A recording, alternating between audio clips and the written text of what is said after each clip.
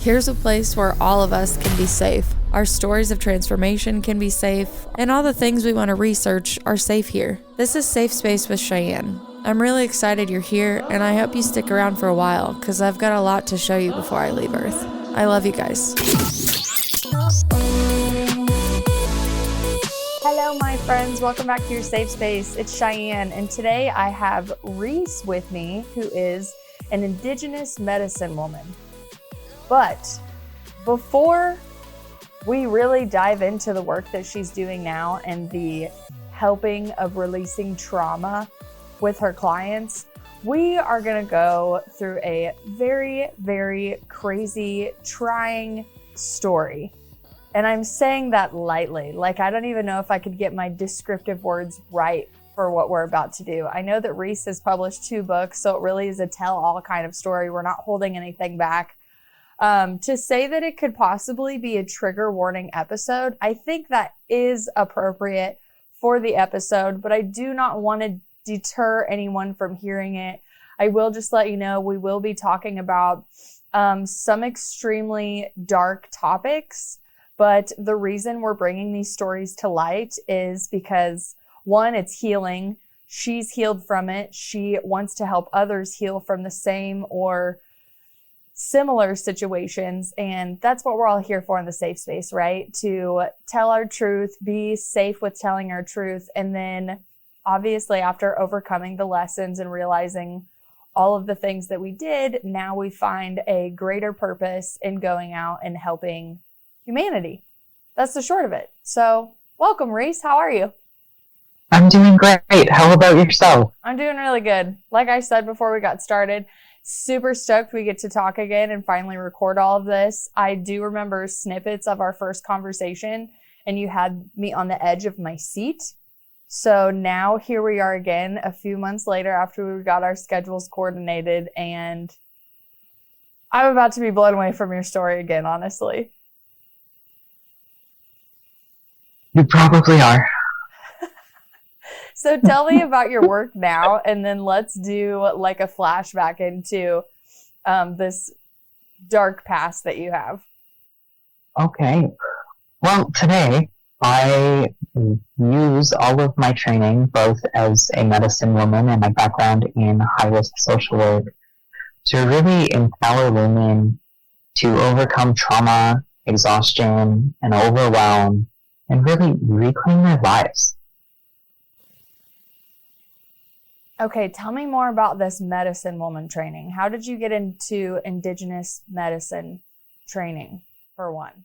Well, I'm lucky enough to be part Cree on my mom's side, and I was lucky enough in that to grow up, even though I was off reserve.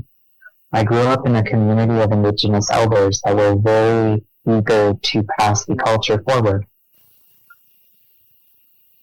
Well, that's beautiful. What made you want to get into it? Was it a part of your personal healing? Was it a way for you to release a lot of trauma, and then after you experienced it, you were like, I need to help people in this same format?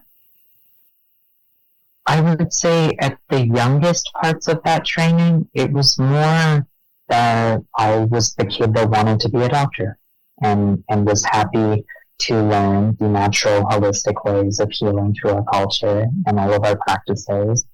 But then through my own journey, it was me looking for both mental and physical recovery that I couldn't find within Western medicine.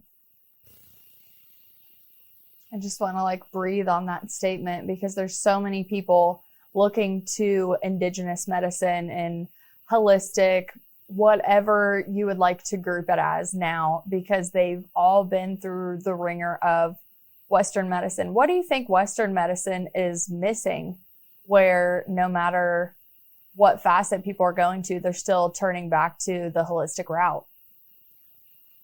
Well, unfortunately, from what I can see, it is that Western medicine is only actually looking for a solution to someone's symptoms and not looking to fix the cause of someone's symptoms.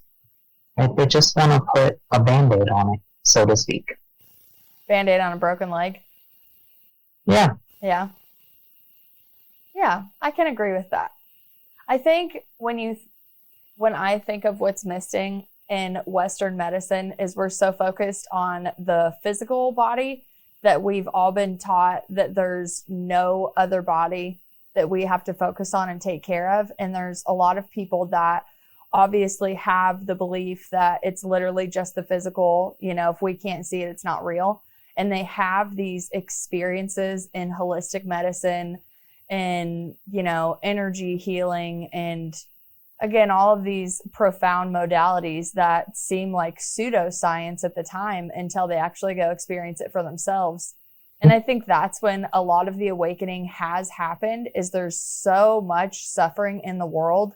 And we've all gone to these facilities, these psychiatrists, these doctors, whatever you want to call it. And I'm not demonizing anybody in the practice. I'm just talking about what I have seen that has been missing. And it's been the spirit in the aspect of it. Mm-hmm. So I love that we're going to get into what you do for people. But before we break down more of your program and even getting into the books that you wrote and the possibility of bliss, take us back through this treacherous, viney, rose thorn filled past that you have overcome, honestly, like miraculously. Because I remember hearing your story for the first time and I was like, you're pretty normal for going through all of that, not turning hard. I think it takes a pure heart, no matter what they go through, to just like stay true and like want to help people after they've went through everything, especially the things that you have. I think one of the things that I would like to say before we get started is no matter if something has been done to you or you put yourself in a situation to receive a harm or like a bad road, there really is no judgment on that. When I hear these stories, I am extremely inspired by people that take the long way home. And, we're all like Pinocchio trying to get to school. And then they're like, come over here and drink beer and fuck school, man. And we're like, that is so enticing, right? I do not want to sit in class all day. I would love to go fuck around. And maybe there's some people that are like, no, I'm just going to go to school. And there's other people that, the stove's hot and they want to know how hot it is. So your story is a really good representation of both of those, of like harm being done and then obviously not having an understanding of trauma, emotional regulation, how trauma affects the brain responses, and just almost like being in a cyclical, masochistic format, I think is the best way you can say. Like when you get that dark and you're around that, like it becomes normal. It really is like a desensitizing format. So your story really represents that to me. That's why I'm really happy you're on here and we're going to get into it, because there's so many people that have, whether they've wiped the slate clean and gone through it, they don't talk about it. They've completely casted that part of their identity away and made a new person. And if that's the route you want to go, that's totally fine. But you're helping people feel okay with their past, whether they chose it or whether it was chosen for them. See, and that's the magic, because as dark as my past is, there's no shame. Every single one of those things made me who I am today, and honestly, made me a better service provider. Mm-hmm. Is it easier for you to like see it in other people when they come to you as well? Because so many people feel so much shame over things, especially like sexual trauma that's happened to them. They feel so much shame as a victim for what happened to them. And then when they have to tell somebody that it happened, or they even realize that what they experienced was a traumatic sexual assault, that's one of the most mind-blowing things that I've ever seen, is you're like, oh, that wasn't right. That wasn't okay. That, like, it's a whole other level of sickness to get into. It's like, it's not like I was just a victim. I was like, I didn't even know how fucked up that was. And I'm still carrying that around with me because it's unhealed, because I don't know, because I don't understand. Like, the body keeps the score, right? Yeah. So let's just get into it, because I feel like I'm just teasing like over and over and over. Like, go back as far as you would like and start us into this mind melding world that you were able to get out of. Well, if you want to reel it right back to the beginning, my life from the age of 5 forward followed the narrative of a kid that was sexually assaulted, ended up in underage sex work, ended up in getting paralyzed, and then addicted to alcohol for a few years, and then miraculously pulled myself out of it, finished all of my training, wrote a couple books, and have somehow lived to tell the story. Even though that there, in that time period, there is countless abuse and countless other sexual assaults. So going from being assaulted to then into the world of like basically underage sex trafficking, where's that jump? Like, is that a desensitization just from the trauma? Like, obviously there's drug use involved in that to like sway you in it, I would presume. Like, there's got to be. Oh, not yet. Not yet? The drug use was not until later. It was desensitization paired with absent parents and the wrong crowd. Yeah, definitely. Now, were these older people that were influencing you into this? Like, it wasn't like a bunch of like 10-year-olds getting around at school being like, hey guys, we should go be middle school prostitutes. It was like older people taking advantage of you, being young, and it's like the sickest form of Pinocchio, in my opinion, now that I've already used the Pinocchio reference. Yeah. So how long did you do that work? I was in the industry for a 10-year span. 10 years. Let's pull this apart. 10 years. Okay, I have questions, and if I go too far, just say, you've gone too far, Cheyenne. Okay. Yeah, okay. 10 years in the industry. Are you in houses, on corners, in clubs? Is this a network? It was houses. I basically, because of the crowd that got me into it, I was basically escorting as a teenager. And then later on, once I was older, I reclaimed it and I switched more into the dominatrix world from 18 to 23. Was that like you kind of taking your power back? Ironically, yes. Yeah. And I say ironically because until I learned that people who appreciate or need pain for pleasure actually get the pleasure, I was just freaked out that I was causing people pain. But it paid good money, so you kept doing it?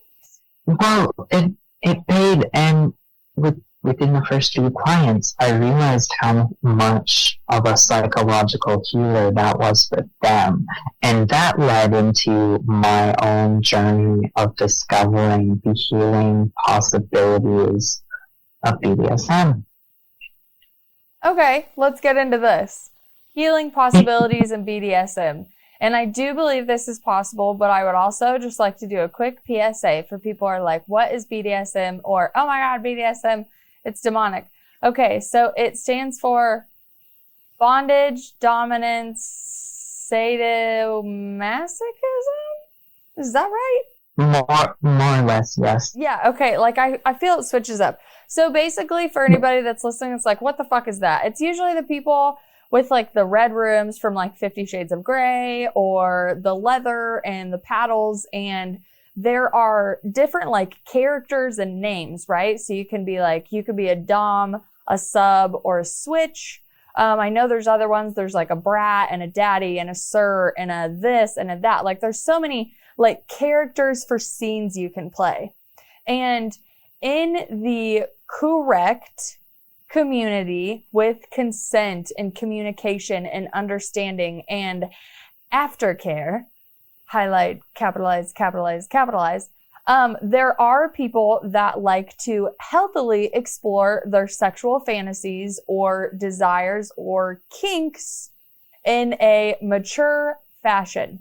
Now, sadly, there's been a lot of stories in so many outlets that have really demonized what the originality of the community was about, which is why I'm doing this PSA before we get into what the fuck do you mean healing potentiality in BDSM, because for anybody that has never experienced it or is just like, that's fucking crazy, that's so stupid, keep an open mind here, because we're getting into the psychology of people. And, you know, everybody has a kink, whether you would like to admit it or not, whether you would like to shove it down inside of you and be like, oh no, I just love missionary. You're lying, okay? Everybody has this thing, and there are people out there that will take the time to explore it. But I am fascinated with you explaining to us the healing potentiality in the BDSM community. It's wonderful, honestly, and I don't say that lightly, because again, I myself, when I ventured into that side of sexuality, was fearful. And then I slowly found, especially those that have impact or pain kinks, they need it. And on the psychological effect, it's the psychosomatic, the releasing things physically from their body that they can't get out by sitting in a therapist's chair, because they need the release of the now, or they need to be brought to a consensual euphoria so that their brain just sees something in a different sense. But it's not just whips and chains. There is this forgotten, misconstrued side of BDSM that is the sensuality. You can tease someone until they're in complete euphoria with a feather boa. It doesn't have to be hitting each other. Yeah, or like drawing blood or anything crazy like that. It doesn't, it's just erotic. Mm-hmm. Well, I like that you bring up the sensual part of it too, because I think that gets misconstrued a lot. And I think the sensual part also comes with the responsibility and the communication, nurturing the connection, and again, like aftercare, especially if you are one of those people that do rougher scenes. You got to really up the ante on that aftercare afterwards, you know. And I'm not even getting into the people that like love blood drawn, because I have not had the honor of talking to people like that, but fingers fucking crossed, right? But 10 years, you switch over, you take your power back, and when does this like awakening happen for you? Because you get paralyzed. Like, your story just keeps going and going and going. It's insane. Because, again, like, I'm putting myself in your shoes vicariously, and I'm like, I think I'd be tapped out of the sexual abuse. Like, I think I'd be tapped out of the trafficking.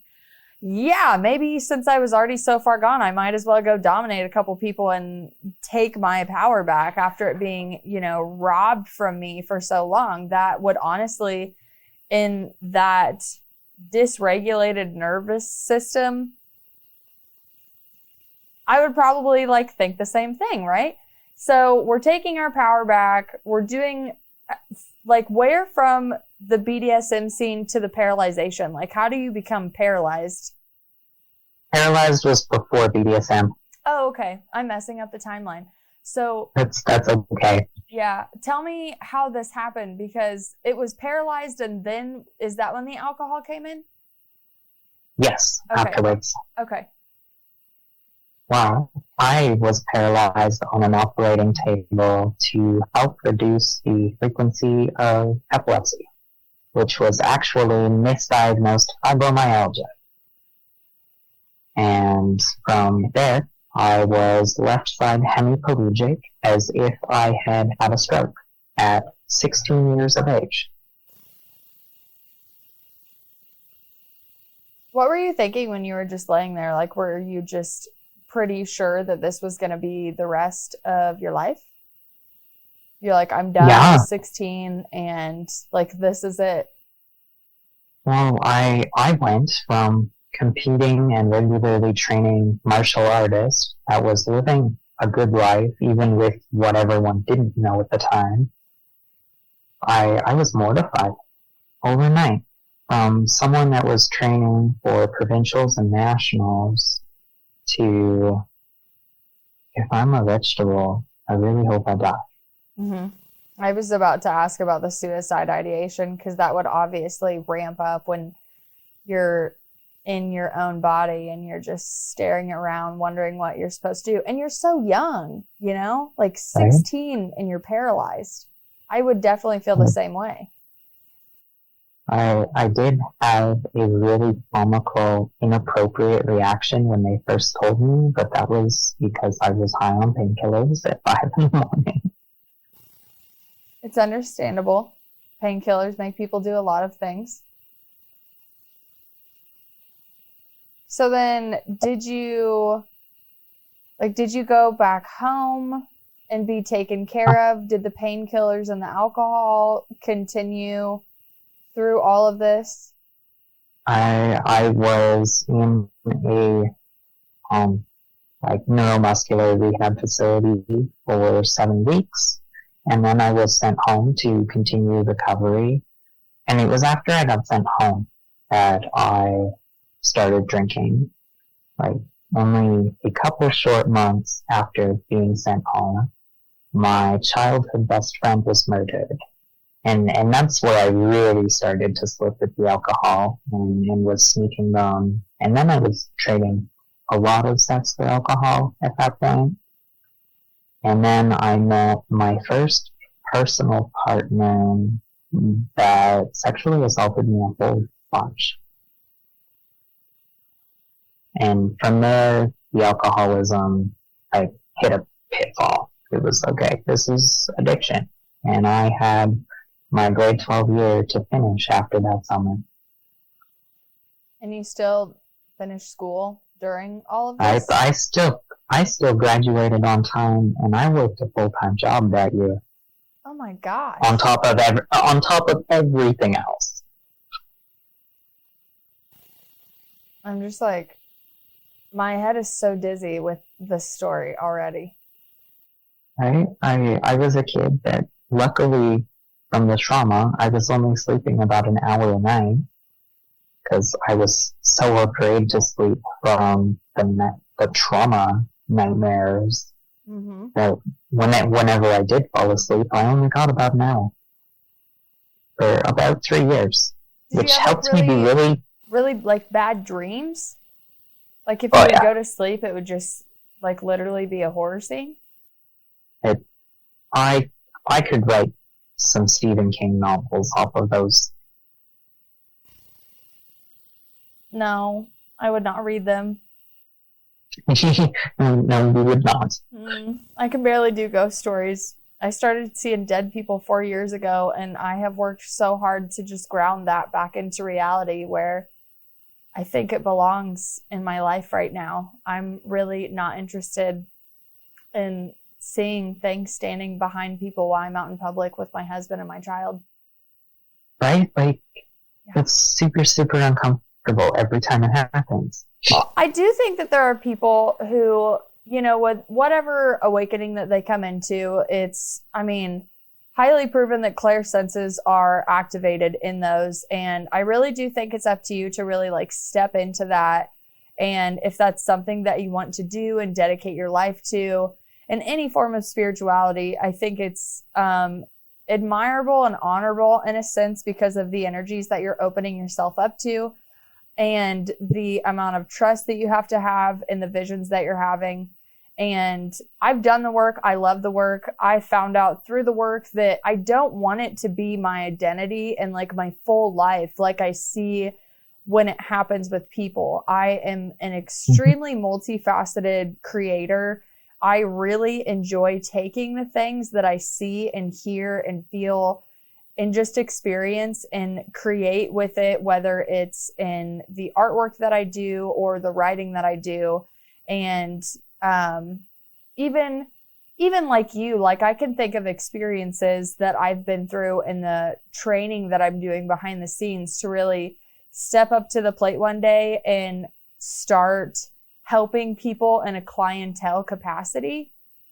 But I also am so fascinated with just studying and documenting my own journey and like doing it from that platform that, yeah, I don't want my whole life to be randomly seeing dead people and them walking up to me because, yeah, it's just not a full-time gig for me. I really like being a normal human being. And I think I found that in the last 4 years of going through all the things that I did. And I'm winding up to feeling like maybe that's something that you have also found with being the indigenous medicine woman that you are, is there is a supreme balance that you would like to have in living in the physical world and also honoring your spiritual side. Very much so. Well, I mean, talk to me about that. Like, pull that apart for me in your perspective. I mean, trauma aside, I was always awake. As far back as my memories go, I was talking to dead things that weren't there. They're just on a different frequency. That's how I like to like science-y tell myself, you know, because it's like, they're not there. I'm like, but they are, because they're energy. It's just out of the visual light spectrum. Google it, please, listeners, if you don't know what it is. Yeah, it's mostly animals. See, and I think that's cute, because I love the whole spirit animal thing. I have a friend that reads spirit animals, and they're all very compatible at the time. Did you like see them around you and around people and in dreams? Yeah, and especially like that there were a few that we assumed died where my house was built. That makes sense. They were just always there. It was, okay, this is odd. And there were, of course, years where I shut off like the spiritual side of me because I just couldn't handle it. And alcoholism. Mm-hmm. But reclaiming all of it, like now, I don't advertise that, you know, yes, I'm a very spiritually connected person and I see things. But when a person needs it, I will bring it up. Mm-hmm. You're like, just so you know, I see a white Bengal tiger next to you. You're welcome. Right? Yeah, or it's, hey, can we talk about something I just saw that you might have forgot happened? Yeah, that came up a lot in my readings. In my readings, I had like a 50% cry rate in the shows that I would do. And I really am proud of the work that I did with all the people that I worked with at Space, because nobody had ever talked to them or seen the things that I saw when I was with them in that room. And everybody walked in that room, and it's usually like the usual like tarot oracle questions. Like it'll either be love, career, or a windfall of money, right? Like the three things that'll make all of the human suffering go away. And I would always start with, have you ever had a reading from me before? And have you ever had a reading in general? Because this is kind of just going to be like a conversation with a friend. And we're going to bounce energies off of each other. I'm going to use the cards as like a buffer, because as soon as you start talking, I will start seeing images in my head, and I will start hearing someone talk in my ear about you. And I'm like, if you'd like to know who it is, we'll figure that out. But most likely it's your higher self talking to me. And they would basically, again, love, money, or career, whatever. How am I supposed to go this way? And I would say, we need to talk about the thing that you're not dealing with or you're shoving down, because that really is a blockage in you. And then I would see a pretty horrific scene in my head, and I would see parts of their body light up in more of like a chakra system format, is what I would say, or injuries on their body that would highlight. I would connect that with my studies to meridian lines in your body to check out the emotional code. And then I would just ask, like, I never wanted anyone to come to me like I had all of these answers and this hidden knowledge that you had to come to me for. I was just like, you were put in front of me today. I was put in this space. If you would like to talk, I believe everybody's paths cross for a reason. And while I was doing that work, like I said, I had a high cry rate, but the darkness that I have seen in others that is just hanging out in them and they don't realize, I honestly thought it was a service, and still do to this day, think it was a service like for God, to just be like, hey, they got a blind spot and they came to you. You are completely allowed to deliver that information. And if like they don't want to, it's up to their free will to kind of push it aside. But when you're sitting in front of a stranger that's never met you and they're telling you about something that happened to you when you're between the ages of like 5 and 7 years old, and you've never told anybody that story in your life, like, what scientific reasoning can you go Google after you meet me of how I would even be able to come up with that? I mean, literally, you would probably start looking into anything in the physics department to make you understand the collective energy perspective. Because a lot of the people that I was doing was really new into their awakening too. And I have such a soft spot for people that are waking up however they wake up, right? Like, it's not always so spiritual with crystals and meditation and clairsenses. And, you know, sometimes I've met people with extremely grounded awakenings, and honestly, as jealous as I am for them, I am also just so curious of the way that people have an awakening, whether it's an awakening to not drink anymore, not do drugs, not eat bad food, not work out. This shift that they have where they want to be a better version of themselves, and they have to take these steps to do it. Right? Like, that's the beauty. I mean, even with like my therapy clients, I will use my intuition when we're not seeing progress and I know that there's something they're not telling me. Like, come on, I can see it, and I will just inch them towards it until they give me that, oh yeah, this. But that's a way I can use it without being like, hey, I'm a psychic medium, love me forever. Yeah, I can fix all your problems. I think it's just like modern intuitiveness. Like, there's so many people that just use intuition on a day-to-day basis for everyday life. And the way I like to generalize it and normalize it, just so everybody's not walking around thinking they're a psychic medium, or, you know, we're all supposed to live these like high vibe spiritual lives like that, is it's the same voice in your head that tells you when you're walking out the front door that your keys are on the counter. But it's such a small voice in that time. It's the Gemini in your mind. That's what I call it too. Because you haven't nurtured the intuition. You have outsourced every part of yourself to society, indoctrination, people's opinions. The loved ones is the one that comes to mind mostly for me, because it's like, oh, they love me. They have the best intentions for me. So obviously they know better than me, you know, and maybe that is right in some cases and wrong in other cases, however you want to, you know, decide.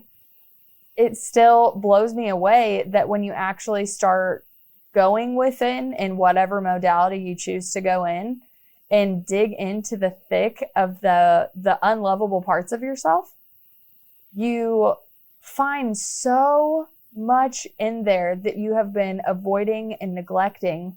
And you find that small little voice that was reminding you about the keys. And it's like, I'm you. I've been here helping you all the time. You only let me help with logical stuff, though.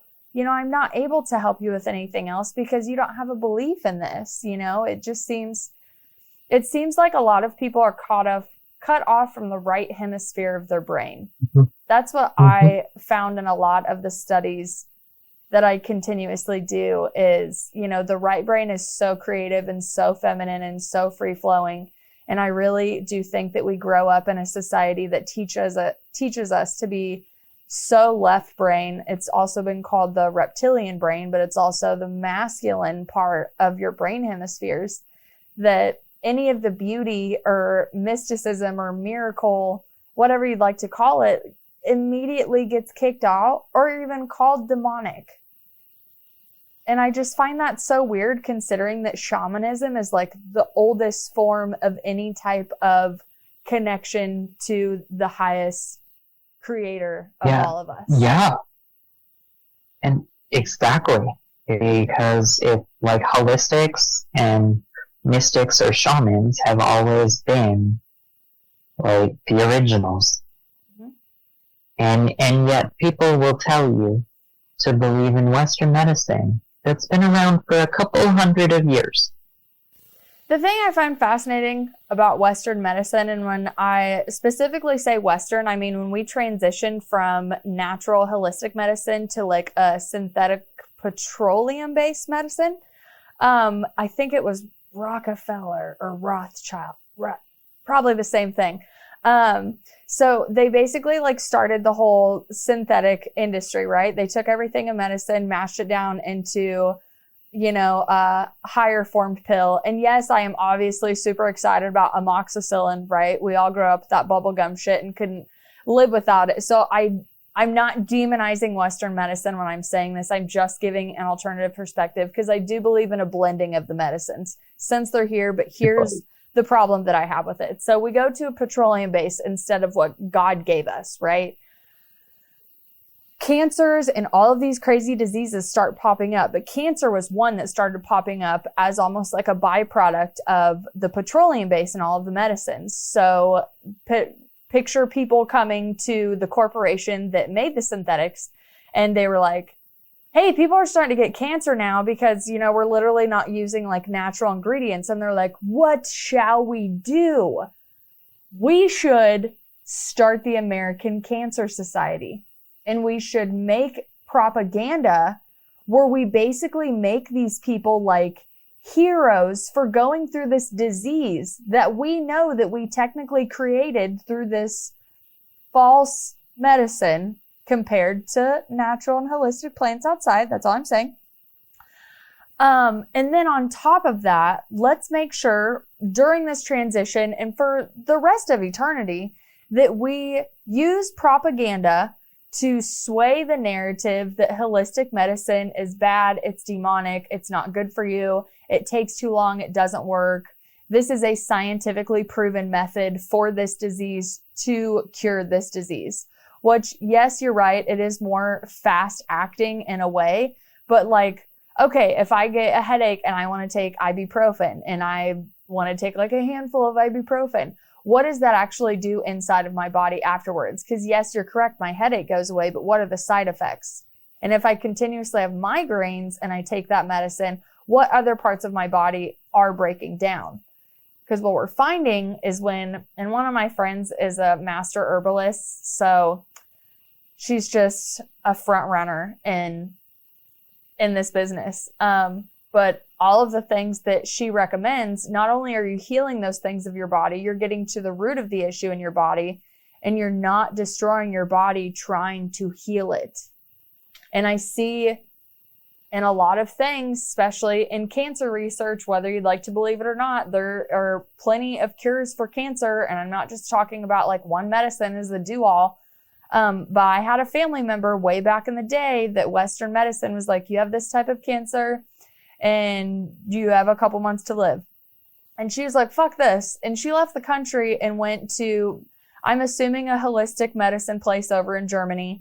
And she juiced so many carrots that her skin was like turning orange. And they put her on, God's medicine. And she lived far past what the doctors ever said. The cancer went away because I think, as we've seen through a lot of scientific research now, like sugar is literally like food for cancer cells and tumors and all of these things in our bodies. And if anybody's listening to this right now and going, holy shit, I never knew any of this. Me either, until I started doing my research, because my body wasn't acting properly with the foods that I was eating and even the labels that I was reading that I thought were okay for me. Like, bioengineered this and modified this and ingredients that I can't even freaking pronounce. You know, we've gotten so far away from it.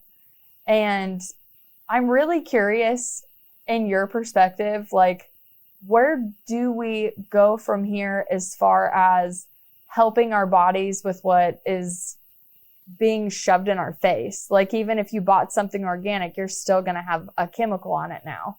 So from your perspective, to try to stay as holistic as possible, like, what would be some things that you would suggest to people to help clear their systems out? Honestly, try and grow your own vegetables if you have the space and the capacity. But other than that, like, really try and get away from the refined sugars. Because the more natural the food you're consuming, the less processed, the less secret chemicals are in there that aren't on a label. And like, the less you have to worry about the North American food scheme. You know, I love that you say that, because there is a word called fragrance on the back of so many products, whether it's, you know, cleaning, perfumes, name it, right? And I saw this documentary one time, and I can't remember the exact amount of chemicals that they're able to hide in the word fragrance, but it was either like 1,500 or 15,000. And I feel like it might be around 1,500.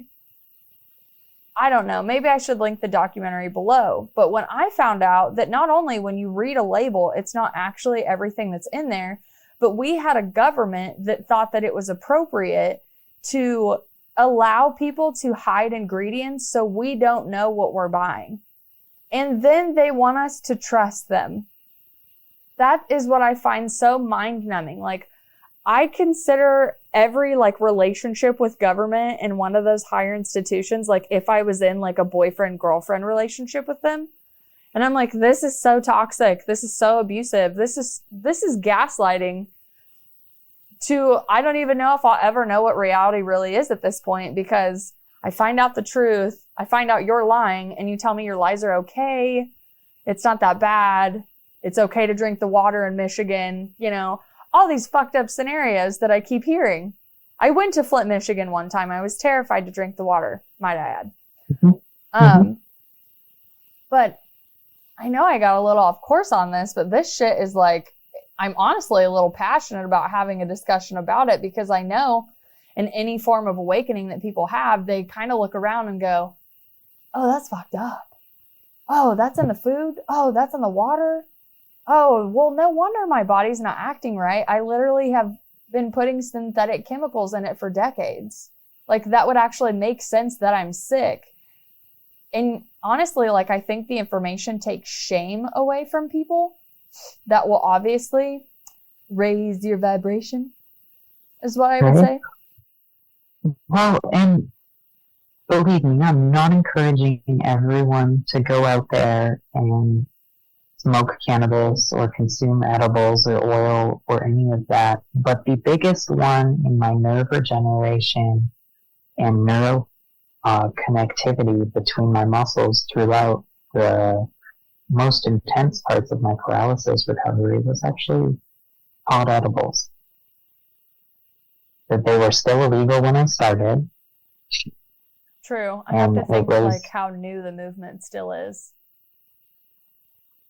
But that was the game changer for me. It reduced my pain to a manageable level, and from there, the nerve regeneration and muscular connectivity was intensified immensely.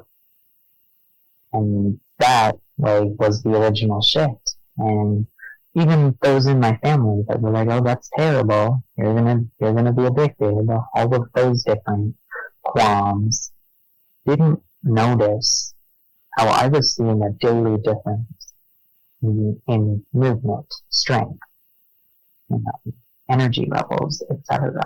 Did you Like, do you yeah, think that they didn't see it because it was obviously outside of their belief system? Like if they yes, saw that you were recovering, then they would have to change their mind about the fact that it's not some weird gateway mind altering drug that, we banned to get the hippies out of here. exactly. They didn't see it because they didn't want to, and now, almost a decade after my original paralysis, my grandmother, when I have a fibro flare, will ask me if I have any gummies on hand. Don't you love that? I love I'm when the like, older "Oh, generations are really just getting in on it. you finally grew as a person, you know?" Good for her. Really, good for her. Okay, so I know we got sidetracked off this story, so I definitely want to get back on track where we were. Okay, let's see. We had the paralysis, the alcohol. When did this shift happen, this awakening to start healing all of this trauma that you went through?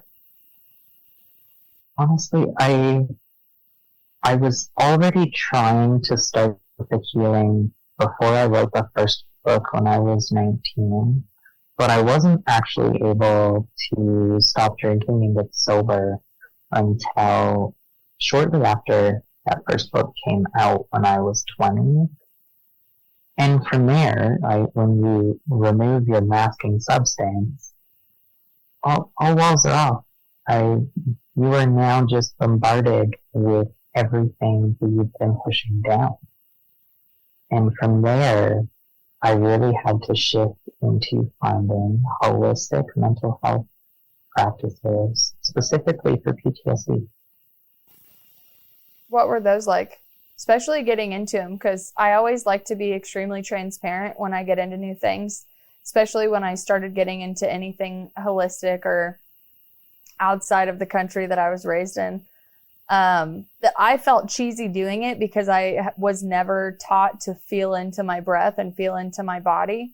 So really taking the time to slow down and just like touch my head or my shoulders or breathe and to focus on my breath. Like when I first started those practices, I was like, this isn't fucking doing anything, right? Which is counteractive when you think about how thoughts are extremely powerful. But again, getting into a new practice, like how did you, before seeing the results, because you have to do it, it's kind of like 21 times to form a habit. How did you really center yourself to go, okay, these practices are good for me. They're going to help, obviously, with continued practice. Right. I was kind of fortunate in that I had been meditating on and off most of my life.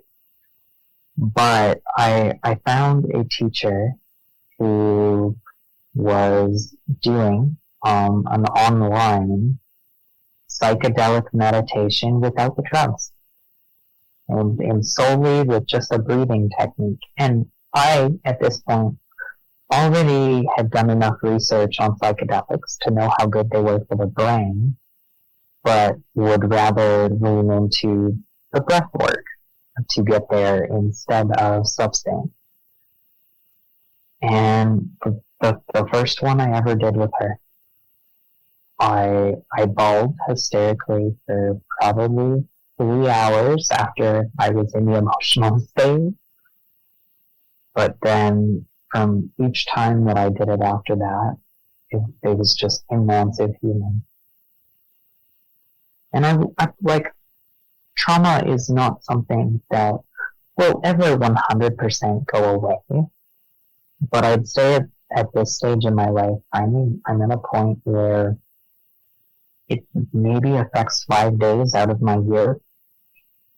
Well, you're still so young too. So I think if you continue on the path that you are of healing, of expanding, of growing, and the more you distance you put between that, right? I mean, yes, I can definitely see how you saying, oh, it can never go away.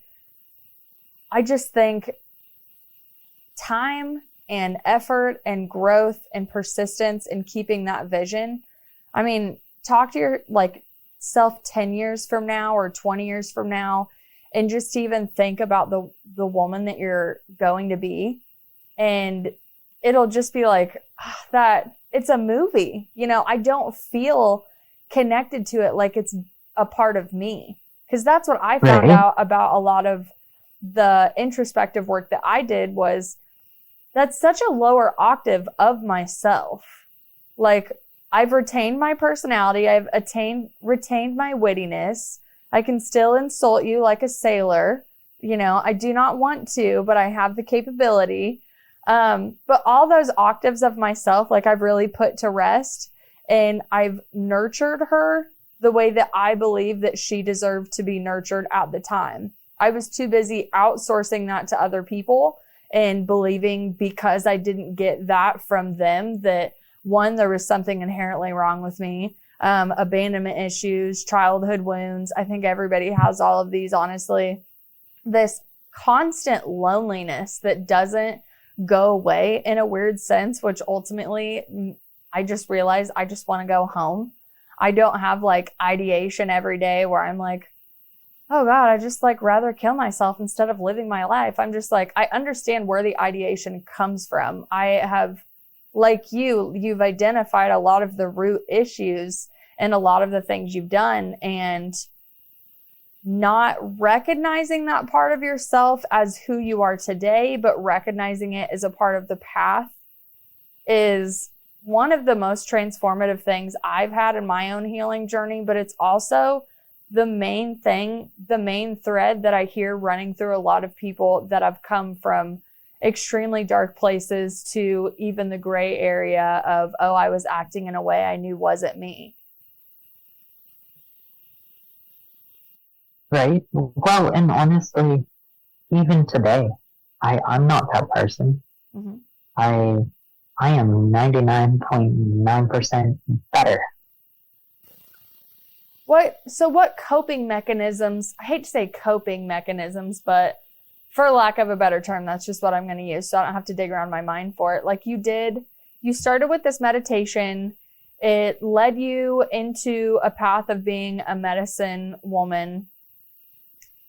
Right. Well, and the medicine training started when I was young, and luckily they did it when I had free time throughout most of my youth. And the only time I wasn't super connected to that training was the years of active addiction. Mm-hmm. And then I went back to them and I pled my case, so to speak. I'm guys, can we finish this? I need to come back to this. This is the path. I got out of the way for a while. Mm-hmm. And all of them were just yeah. I honestly think it's a form of protection when you step away from that stuff when you're unhealthy. I don't think infiltration gets talked about enough in any form of spiritual anything, whether it's shamanism all the way to channeling and psychics and energy work, whatever you want to talk about. When you're not doing good and taking care of yourself, the last thing you need to be doing is going and quote unquote helping other people, because your vibration is not really at a sustainable, appropriate level. And it's easy to be infiltrated. So easy. My camera's going crazy right now because I'm talking about this. And I don't think it gets talked about enough that you really got to check yourself before you do that. So I think it's almost a form of protection with the way that you started when you were young. Obviously, you had your shadow time. And then when you realize oh, this is here, what wonderful, understanding people to go, yes, maybe that's your rite of passage. I'm not going to judge, but when you see the path clearly ahead of you, you're the only one that can actually take it. So tell me about your work today and how you are assisting people with the things that you've done, and also, moving forward in your own recovery, how you plan to add that to all of the things that you're helping your clients with. Honestly, it has tied into being insanely passionate about taking a holistic approach to mental wellness and looking at every area of our life, like including your own sex life, whether that's just by yourself or not, to the food that you eat or the teas that you're drinking. And if you're experiencing any certain set of symptomology, I'm going to ask you about your diet because I don't doubt that there are foods in there that will be causing what are classified as your mental health symptoms. But I have a lot going on, from a no-cost women's group that holds a weekly virtual discussion where it is participant-led, so whatever topics that the ladies want to discuss, we will roundtable them and get each other's both opinions and, I guess, thoughts on how a person could overcome that, placing each participant in the group as their own expert of their own recovery. But I also have the possibility of this audio series, which features links to 2 super inspiring TED Talks if you're having a really rough day, and an audio love letter from me, just to remind you that you're important, you're loved, and no matter what you're going through, it's going to get better. There are dark times, but they're just going to get you through. My mom would always tell me when I was younger, actually she still tells me this to this day, but she would say the mountain can't get any bigger, you can. I'm like, thanks, Mom. It's going to be okay. Right? It's going to be fine. So if you had like one like message or encouragement that you could leave people with at the end of the episode, what would you want to tell everybody? Honestly, I would say follow your heart and do truly what is best for you each and every day to the best of your ability. Perfect. Absolutely perfect. Before we get off here, you do have a website that I have linked down below. Is there any other way that people can reach you to get a hold of you for your services? They can find me on social media. Under my name, Reese Sabatini Blake, and I do respond everywhere. But website is probably easiest with all the links that are up there. Perfect. Well, my friends, you know that that's all linked below. And if you would like to hear any more of Reese's story or get a hold of her for all of your Indigenous medicine woman healings, feel free to hop on over to all of her socials and click follow, like, subscribe, love, whatever you'd like to do. I really appreciate you coming on today and telling this story. I'm sure it gets easier and easier the more empowered you get, but I also still know it still kind of like shakes you up when you have to talk about those past parts of yourself. So I just really appreciate it. Thank you so much for having me. I think this is how people heal. This is how I heal. So, you know, I hope that if anybody finds any sort of solitude in your story, that they really reach out to you and just, you know, have a little Me Too moment. I think that helps people not feel so alone. And again, no matter if it happened to you or you chose, you know, that dark path for a while, there's always a way out. The light's always going to win, at least in my opinion. And I love the people that go through it and come out stronger and want to go help other people through it too. I just think that that shows the beauty in the human connection. Exactly. Like the more we band together, the better we'll be. I like it. It kind of sounds like a Beatles song, just so you know. It's not actually a Beatles song, but that's kind of where I feel like you were going this. So all you need is love. And before we get out of here, Neovaii is going to bring you a track called bad for you. Surprisingly, that's the intuitive choice that I had today for the music. So you can find this track linked below as well, and you can also find it on the Safe Space playlist. Head over to my TikTok, check out my link tree, and you'll be able to download the playlist. Reese, thank you again. Have a wonderful day, and we'll see you on the next episode, my friends. Oh my, someone love you this much, yeah.